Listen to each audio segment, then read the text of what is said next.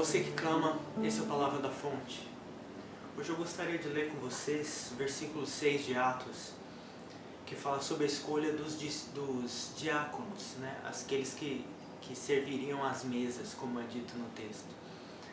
Vamos ver o que esse texto diz, versículo 1. Ora, naqueles dias crescendo o número dos discípulos, houve uma murmuração dos helenistas. Os helenistas eram judeus de origem grega, né? Que os judeus foram espalhados naquela dispersão do exílio e tudo mais, e muitos judeus foram parar em regiões dali de origem grega e tudo mais, e aqui havia ouvido conversões desses judeus. Então, esses judeus helenistas, né, eles estavam murmurando.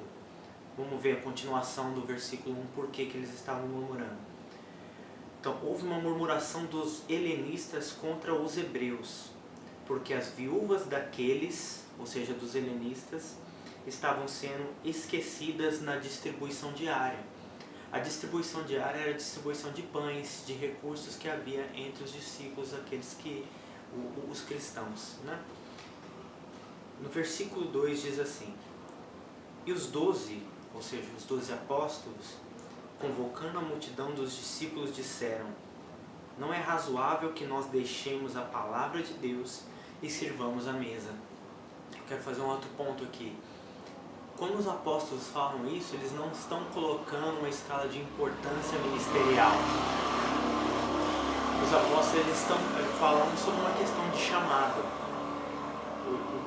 Aqueles que são os apóstolos, os escolhidos por Jesus, os 12, que depois houve a substituição de Judas e tudo mais, essas pessoas foram escolhidas para espalhar a palavra de Deus, para dar o fundamento, né, da igreja cristã. A gente vai ver Paulo falando que nós somos construídos sobre os fundamentos dos apóstolos, né?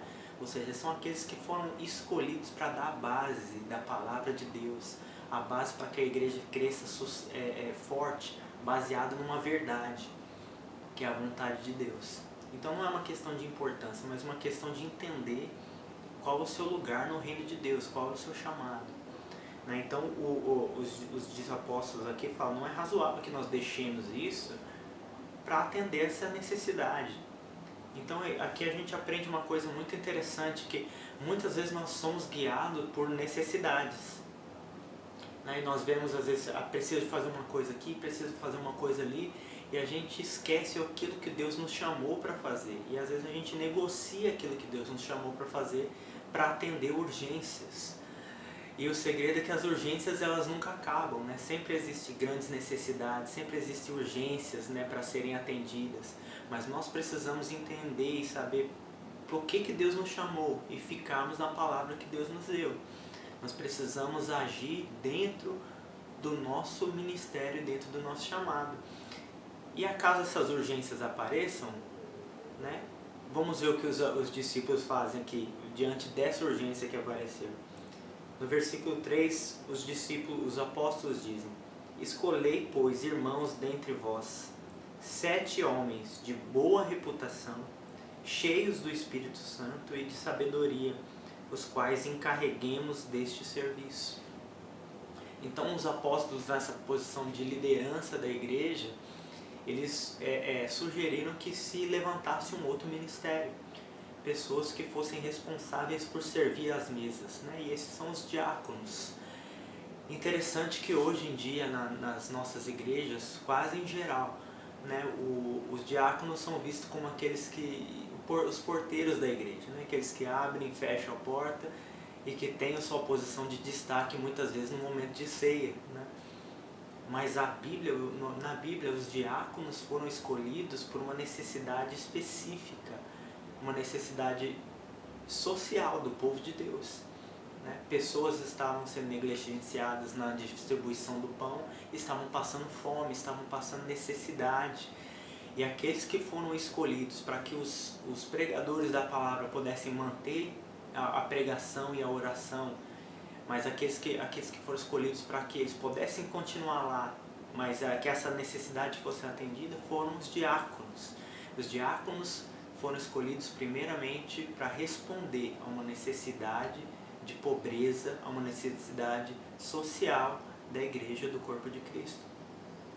E o interessante é que às vezes a gente lê isso de maneira pejorativa, né? Parece que fala, olha, não vamos deixar de pregar a palavra, que é uma coisa muito santa, para servir a mesa. Escolhe pessoas que vão servir essas mesas. Mas olha como a direção dos apóstolos aqui para essas pessoas que serviriam as mesas. Seriam 7 homens de boa reputação, cheios do espírito de sabedoria, e os quais se encarregariam desse serviço. Então, o que a gente vê nesse texto é que para servir mesas também é necessário ter uma boa reputação e também é necessário estar cheio do Espírito Santo. Se a gente for seguir o texto aqui, a gente vai ver que um desses escolhidos foi Estevão, que por acaso ou não é o primeiro mártir da igreja, né? Aquele primeiro que morreu, foi assassinado por confessar a fé em Jesus Cristo. A Bíblia diz que Estevão era um homem cheio do Espírito, que operava milagres e prodígios diante do povo, e que isso foi tão irritante que as grandes autoridades da sociedade levantaram falso testemunho para poder prender e matar aquele homem. E acredite, pasme você, era só um servidor de mesa, era um diácono, o nosso primeiro mártir Estevão. Então, a palavra que eu quero deixar para vocês hoje é, primeira coisa, fique no seu chamado, entenda o seu chamado e fique nele. Não fique correndo atrás de atender necessidades, porque as necessidades sempre vão existir. Uma vez ou outra a gente tem que ser flexível e atender necessidades. Mas é importante que você permaneça no seu chamado. E a segunda coisa é que, até para servir mesas, é necessário estar cheio do Espírito Santo. E o interessante, como eu falei aqui, que esse Espírito ele nos leva além.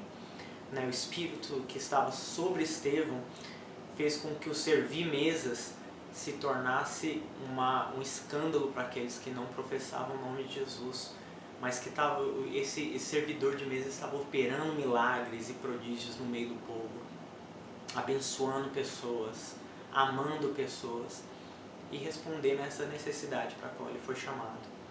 Então, se você hoje tem um chamado de servir mesas, você é aquele que está por trás das cortinas, ou se você é um pregador da palavra, fique no seu chamado e entenda que, independente para que você foi chamado, você precisa estar cheio do Espírito para executar esse ministério.